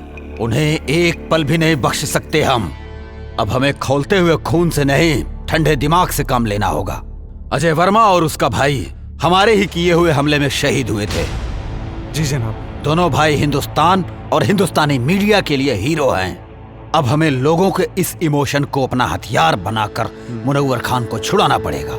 जी जनाब। हम उसकी माँ को किडनैप करके पाकिस्तान लाएंगे और फिर हिंदुस्तान की फौज और सरकार को जी जनाब अपनी इज्जत बचाने के लिए मुनव्वर खान को छोड़ना ही पड़ेगा, नहीं तो लोग सड़कों पर आ जाएंगे। सलाम अलैकुम।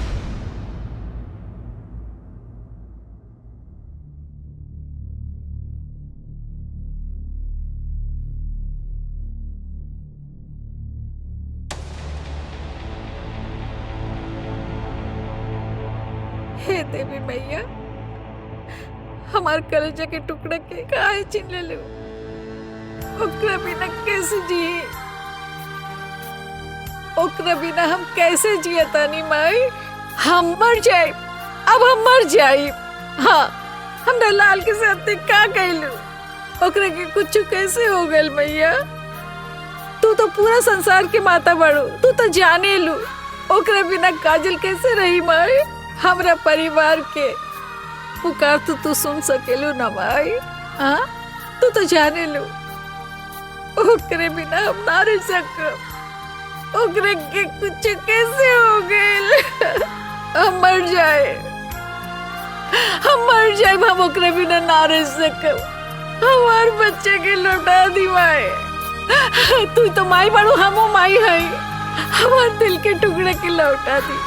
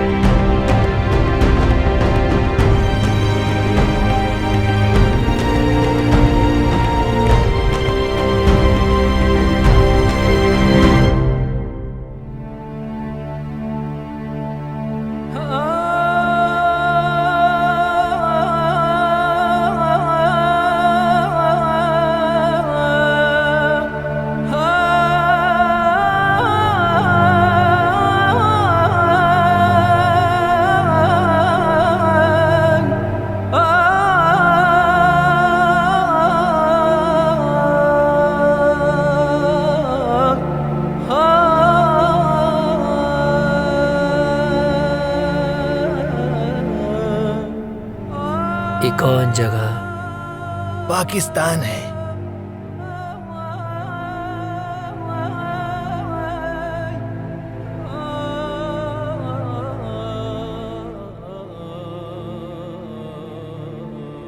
हम यहाँ कैसे हैं?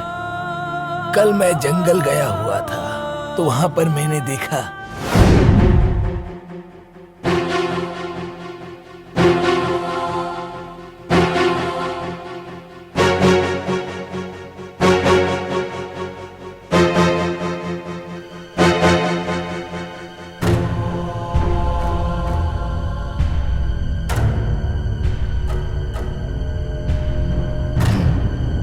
ये कौन है?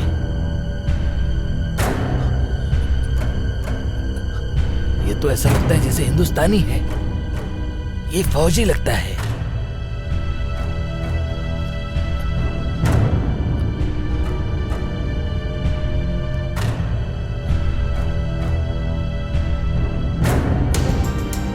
इसे हमें बचाना होगा। अगर किसी ने देख लिया तो प्रॉब्लम हो जाएगी। वैसे भी हिंदुस्तान पाकिस्तान एक ही तो था। कुछ लोगों ने इसको बांट दिया। या अल्लाह। 6 महीना बाद भी हमके होश आ गए। अबले हम जिंदा हैं। जरूर कोनो खास मकसद। हमरे वतन के साथ साथ हमार माई काजल भी हमारे इंतजार करत हुई हैं। हमके जल्द से जल्द अपने वतन लौटे के पड़ी।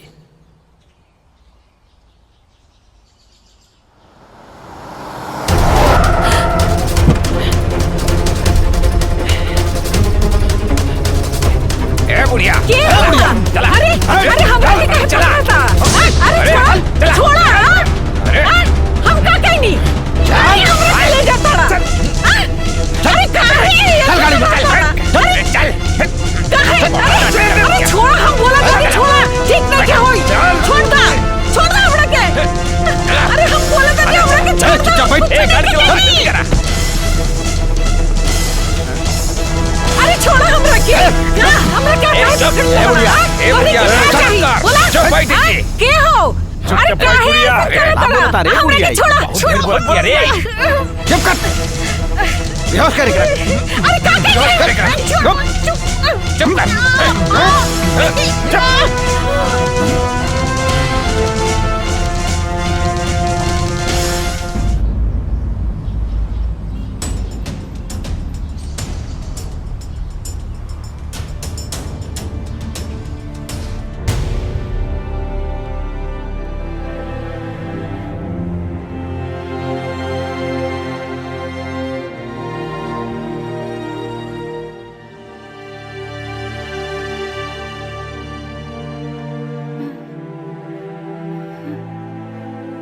ये हम कहाँ बनी?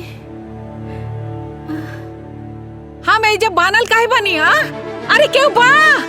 अरे हमरा के बचावा, हमरा के यहाँ से छुड़ा के ले जावा हो। हे भगवान हमरा के छुड़ावा। अरे हमरा के बचावा इन लोगन से।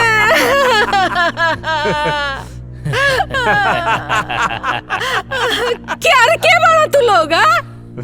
काहे के हमरा के यहाँ ले आल बड़ा? का कहीं बनी तोरी के? चुप बुढ़िया। बताता हूँ कि तुझे क्यों लाया हूँ यहाँ। तुम्हारे दोनों बेटों को अपने आदमियों से मरवाया था मैंने।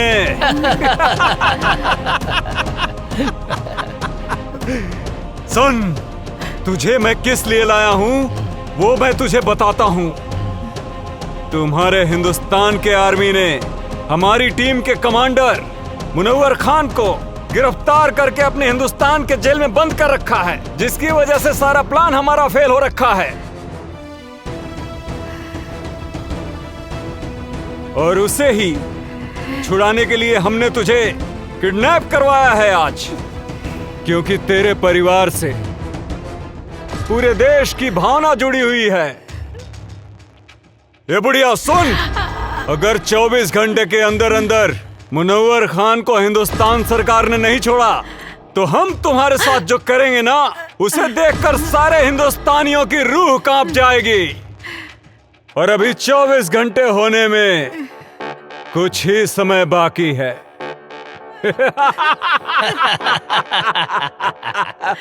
इधर वक्त खत्म हुआ और तुम्हारा वीडियो वायरल।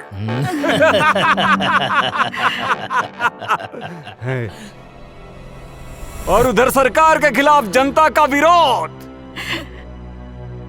और विरोध इतना भयानक होगा कि मुनव्वर खान को हिंदुस्तान सरकार को छोड़ना ही होगा।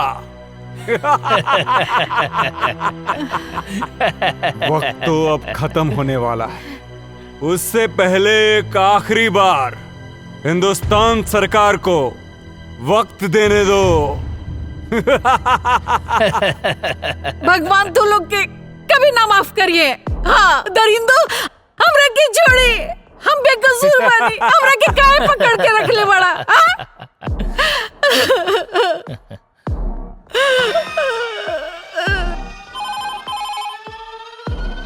हेलो, कौन? कैप्टन, क्या हुआ? कब छोड़ रहे हो मुनव्वर खान को? वक्त का ख्याल करो। तुम्हारे पास अब सिर्फ 30 मिनट बचे हुए हैं। और सुन, अगर इन 30 मिनट में तूने हमें कोई सूचना नहीं दी तो तू सोच भी नहीं सकता है कि अजय वर्मा की मां के साथ क्या क्या हो सकता है। बकवास बंद करो। क्या सबूत है कि शहीद अजय वर्मा की मां तुम्हारे कब्जे में है? ले सुन, हमरी खातिर कोनो समझौता मत करिए। और हाँ, मैं आखिरी बार बता रहा हूँ, वो वीडियो तेरे हिंदुस्तान की पूरी मीडिया में वायरल कर दूंगा मैं। ठीक है, हमें गृह मंत्री जी से बात करनी होगी। मत छोड़िए मुनव्वर खान के। चुप बुढ़िया, बहुत चपड़ चपड़ करती है। जय हिंद सर। सर, आतंकियों ने मुनव्वर खान को छुड़ाने के लिए शहीद अजय वर्मा की मां को किडनैप कर लिया है। जल्दी एक्शन लेना पड़ेगा सर। जब तक मैं न कहूं कोई कदम मत उठाना। ओके सर।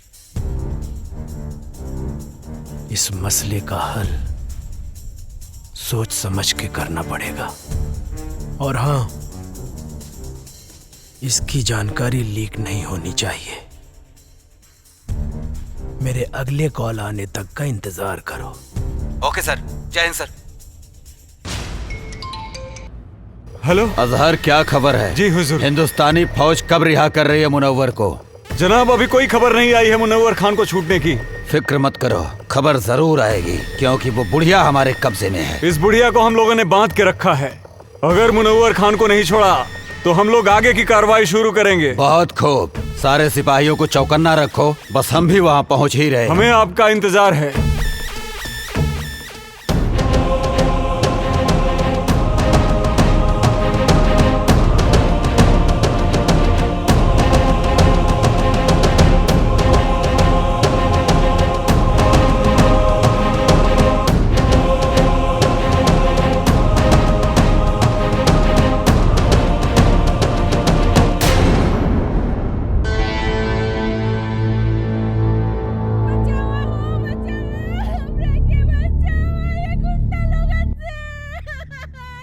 इ तो कोनो लड़की की आवाज लागत बा।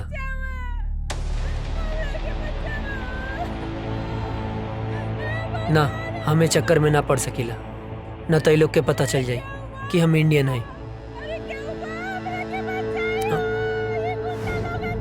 लागत ज्यादा मुसीबत में बाड़ी। का करी भगवान?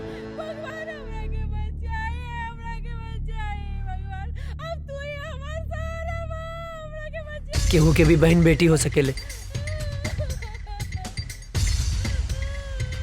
ओकर रक्षा करब हमार फर्ज है, हमार फर्ज है। हमरा मदद करी, हमरा के बचाए। इतना माई बाड़ी, हमरा के बांध के रखल बा, हमरा के बचाए।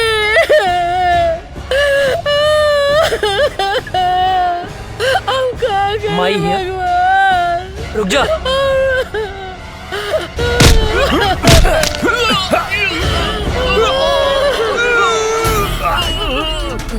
अजय!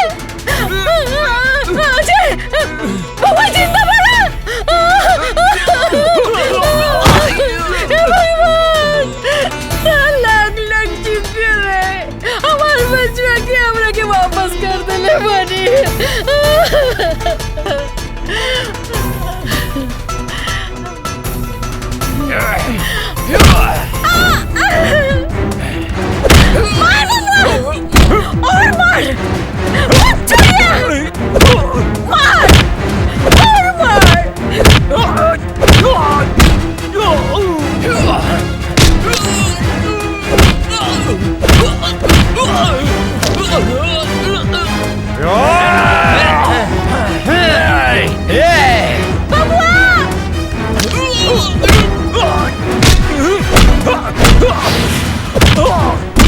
विजय के ये लोग मर ले रहे बबुआ।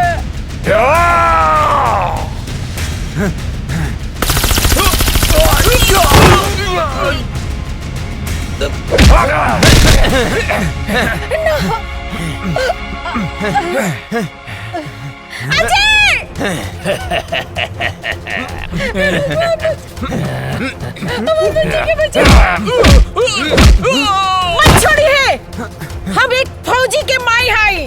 मार बेटा, एनी के छोड़िए मत। कूद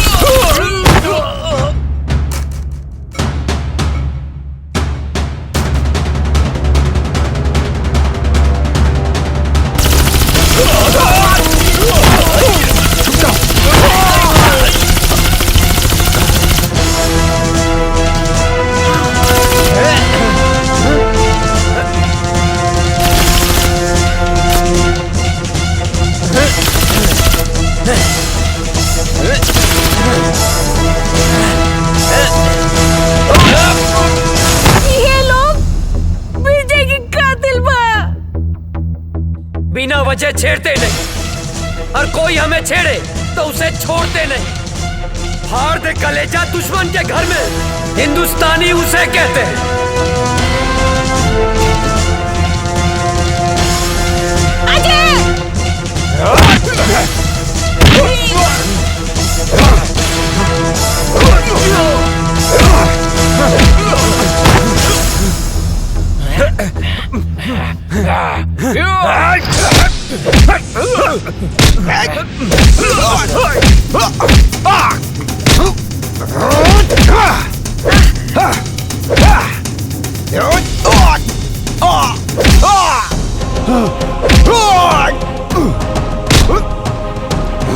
जब हम तुम्हें नहीं छेड़ते तो तुम क्यों छेड़ते हो? कश्मीर क्यों नहीं छोड़ते? कश्मीर हमारा है। तुम एक मुनव्वर मारोगे तो 100 मुनव्वर पैदा होंगे। तुम एक मुनव्वर मारोगे तो लाख पैदा होंगे। लाख!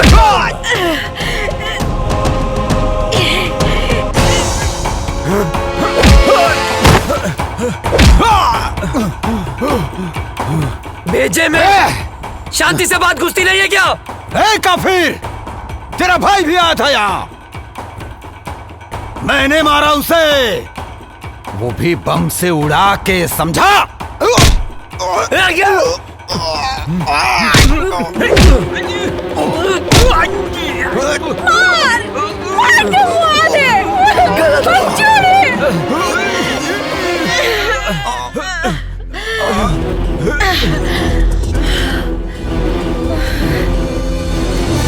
तुझे क्या लगा मेरे भाई को मार के सांस बंद कर दूंगा तेरी, जान ले लूंगा तेरी, तेरे इसी पाकिस्तान में मार डालूंगा तुझे। हिंदुस्तानी हूँ मैं, अजय!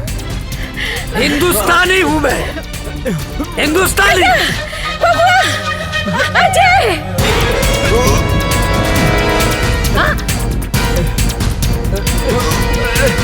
बेटा!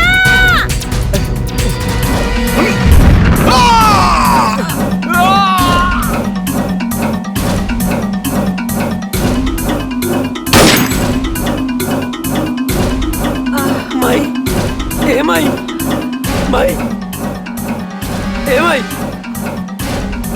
ए माई उठना, देखना तोर बेटा आ गया माई। ए माई उठना माई, आँख खोलना। हाँ माई, अजय तोर बेटा। अजय बेटा, हम काले रानी ना के हम आ जाए, देख आ गए नीना। कहाँ रहला माई के छोड़ के इतना दिन? गलती हो गई माई, गलती हो गई। जाना था ना, तोहर बाबूजी, काजल बिटिया, तोहर भाभी, तोहर भतीजिया चिंटू, यहाँ तक कि पूरा गांव हमार बबुआ के हमार अजय के इंतजार करत रही। बेटा तू हमने के छोड़ के कहाँ गई? कहीं न जाए माई।